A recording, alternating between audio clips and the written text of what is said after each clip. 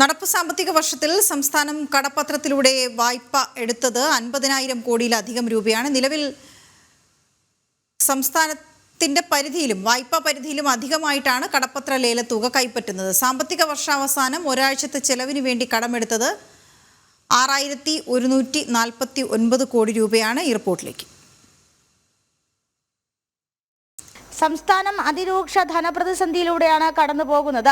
നിലവിൽ ഈ സാമ്പത്തിക വർഷം 56,333 കോടി രൂപയാണ് വിവിധ കടപത്ര ലേലങ്ങളുടെ റിസർവ് ബാങ്കിന്റെ അനുമതിയോടുകൂടി സംസ്ഥാനം വായ്പ എടുത്തിട്ടുള്ളത്. നിലവിലെ കടപരിധിക്ക് പുറത്താണ് സംസ്ഥാനം വായ്പ എടുത്തിരിക്കുന്നത്. ഇതിനു പുറമെയാണ് കടപത്ര ലേലത്തിലൂടെ അധിക ബാധ്യതയും ഏറ്റെടുത്തിരിക്കുന്നത്. ഈ മാസം 26-ാം തീയതിയാണ് അവസാനമായി കടപത്ര ലേലത്തിലൂടെ 990 കോടി രൂപ ലോൺ എടുത്തത്. 4 ദിവസത്തെ ചെലവുകൾക്ക് വേണ്ടി മാത്രമാണ് ഈ തുക. ഇതിനു പുറമെ ഒരാഴ്ചത്തെ ചെലവുകൾ മുന്നോട്ട് കൊണ്ടുപോകാൻ മാത്രം 6,149 കോടി രൂപ കടമെടുത്തു.